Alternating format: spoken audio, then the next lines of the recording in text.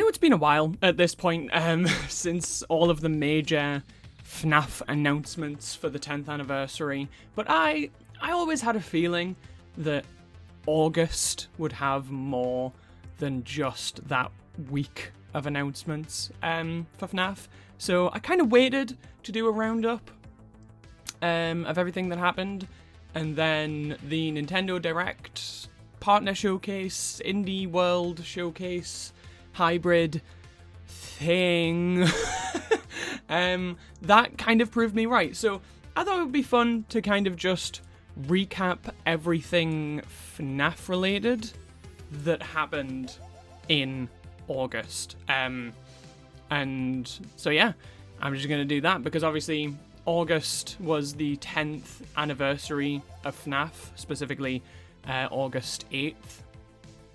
And there was a lot of important announcements. There was a lot of really cool stuff. So let's just go in order. So the first one on August 1st was My Pop Goes full game release, which is one of the FNaF Fanverse games, I believe. I have absolutely no stake in that.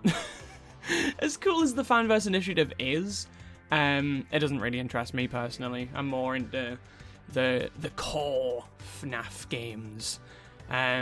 Although, that being said, the second announcement, the Joy of Creation remake demo, that's pretty cool. I watched a lot of people play the Joy of Creation when it was first making the rounds on the internet, and it looks like a really, really cool fan game, you know? Then on August 3rd, we had an interactive novel free release called VIP. I still have not read it. I'm still making my way through the last couple of Fazbear Frights, okay? I've got some catching up to do. But that's cool that they just, like, released a free book. I don't know if it's going to be free forever. I don't know if they're going to do, like, a physical paid release. But that would be cool. That would be very cool. And either way, I think it'll be cool to just have another FNaF book, because despite what a lot of people say, I think the FNaF books are really fucking cool, okay? I think they're great. Some of them are a little bit questionable, but it's fine. Then on August 4th, we had the Scott Cawthon interview with Dorko, 6 years after the last one or something. And I finally listened to this the other day, and there was a lot of really cool tidbits in there. The fact that the book Bunny Call was, like, pretty much entirely based off of real-world events that happened to Scott, that was real weird. And then there was also just a lot of fuel for the security breach video that I'm currently working on that might be out by the time you're seeing this. I have no idea. I don't know when anything's releasing. Very well, good at planning things. But yeah, he was talking about how, like, COVID really affected the development of that game. The weird way that he told the team about the story, which is to say that he didn't. He kind of just gave them the clues that he wanted to be in the game, and then just hoped that they'd piece it together, and they very clearly didn't. And then talking about, like, Vanny and Burn Trap, it was really interesting. It was a really interesting interview. And I think Dorko did a pretty good job of asking the right questions. I didn't really come away from it thinking that there was anything that I wish he had have asked, you know? I think he did pretty well. We're still never going to get a reveal for what was in the box. We'll never know. I don't even know if Scott fully knows at this point. But yeah, good interview. Very, very good interview. Then on August 5th, we had the mystery collab announcement, and it ended up being Dead by Daylight, which is fucking insane to me, because I only got into Dead by Daylight maybe a week and a half before this announcement. All of my friends started playing it again in July, and I was like, well, I've never played this game. You're all playing it. That's great incentive. So, I started playing that with them, and then like a week and a bit later, FNaF is gonna be in it. It's not happening until, what, summer of 2025? Which is crazy to announce a collab in a game a year in advance. But I don't know, maybe this is like a very new thing. It hasn't been in the works for long, maybe. But I'm really interested to see what ends up coming of it. Like, is it going to be like FNaF movie type shit? Is it going to be Springtrap as the killer? And then maybe get the animatronics as survivors or something? I don't know. But no, because the animatronics as survivors wouldn't really work, would it? I don't know. We'll see in a year. But like, that's really, really cool. It's really exciting, and it'll probably be the first time that I like do an in-game purchase for DBD. So that'll be really fun. Then on August 6th, we had the Steel Wool announcement, which ended up being the Mimic game. I forgot what it was called. Hold on. Just hold your horses. FNaF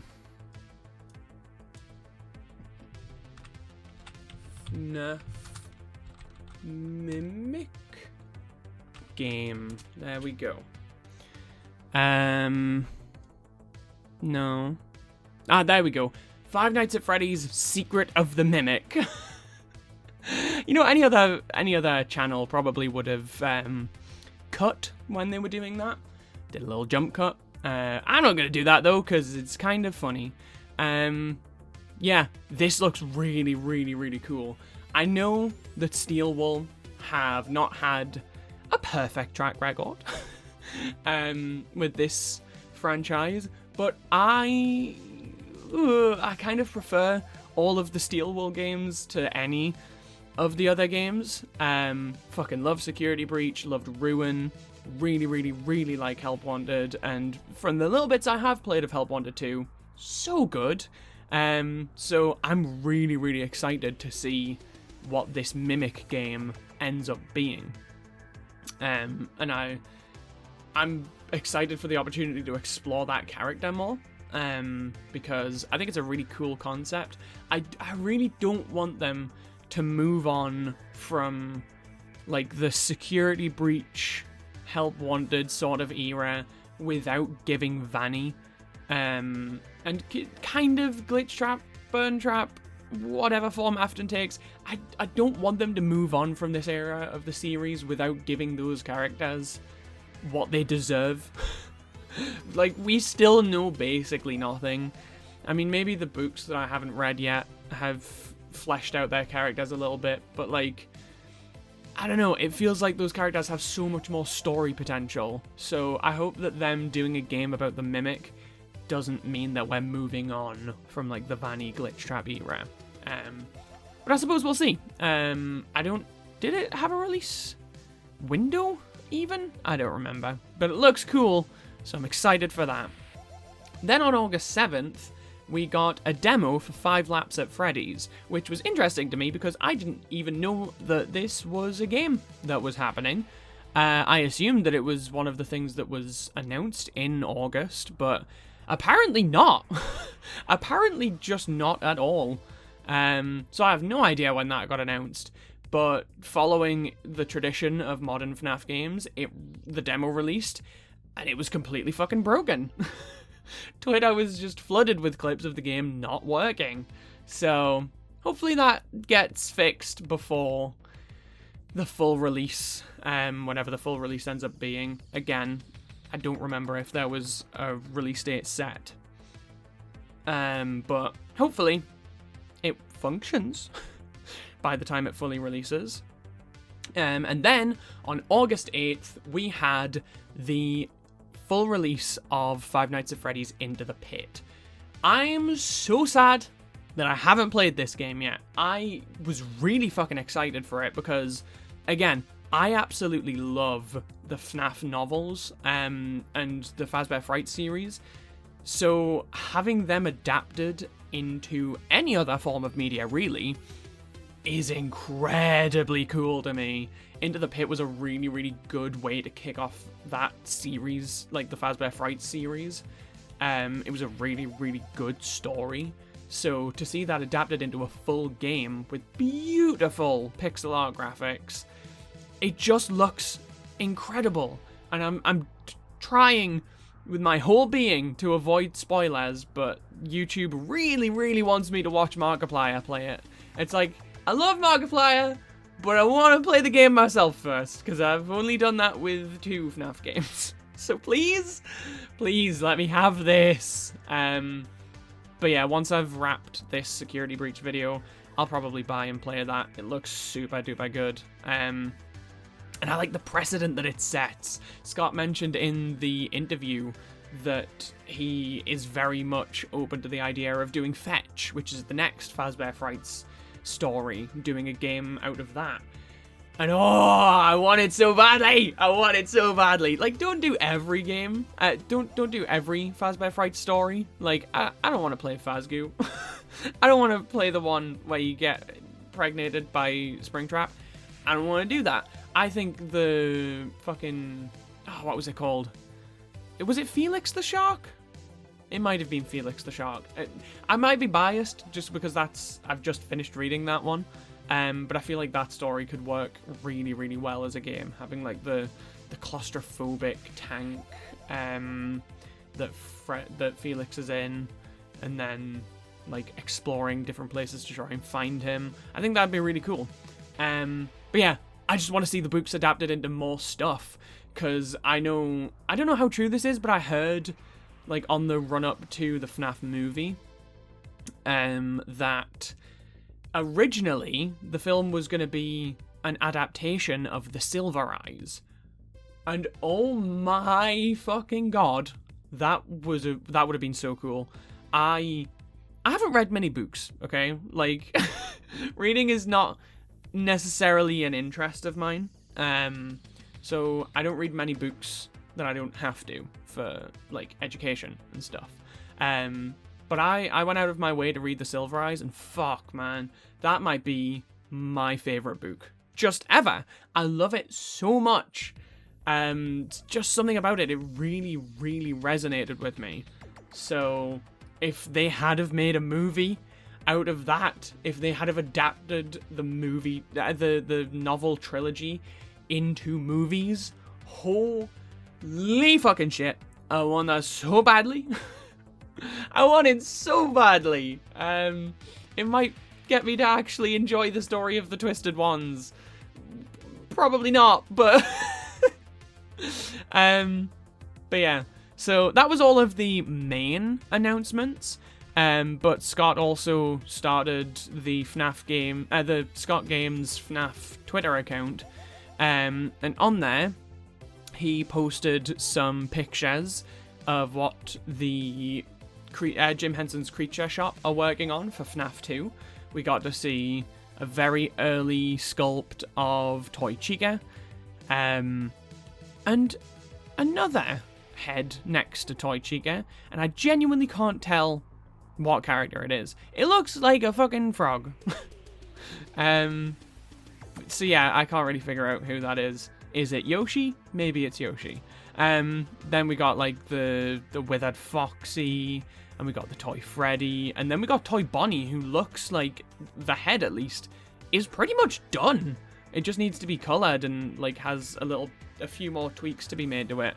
But that's incredibly cool.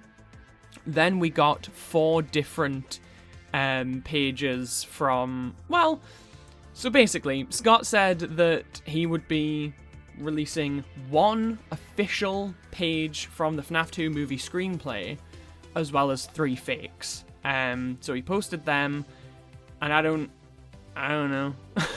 I don't know which one. There's one where Abby interacts with Toy Chica. Maybe that one is the most realistic, because there's one with like fucking army people, and that, I don't want that to be real. So yeah, maybe not that one. And that seemed like it was going to be all for FNaF announcements. That was on August 9th. Or at least it was UK time. It might have still been the 8th in the US. I don't think it fucking matters. But yeah, and then in the Nintendo Double Showcase that went on yesterday, as I'm recording this, they announced that FNaF Ruin is coming to Switch, and it looks like it runs like utter piss. It looks like it runs so very badly, so that'll be fun, I guess. And they also announced that a flat version of Help Wanted 2 will also be coming to Switch, and that's really exciting to me, because the PC version, I don't know if it's an issue with my PC, if it's an issue with the Steam version, but it doesn't fucking work. Like, I try and click on shit in the menus. Bear in mind, it is the flat version. I loaded it up in flat mode, and it just doesn't let me click on anything, so I can't even get into the game.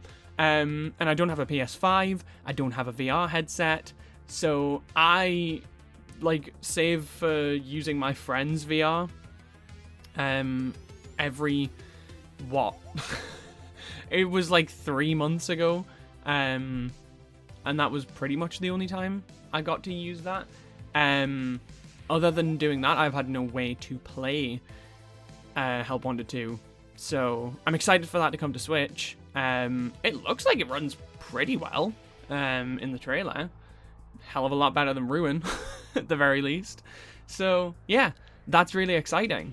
And that's about it. That's about it for the... I say that's about it as if that wasn't a shitload of announcements. But yeah, that was really cool. That was a really cool celebration of this series. And that's about all I have to say. So, happy 10 years to Five Nights at Freddy's. And I'm going to go celebrate 10 years by editing an 1.5 hour long review of Security Breach. So, that's going to be fun.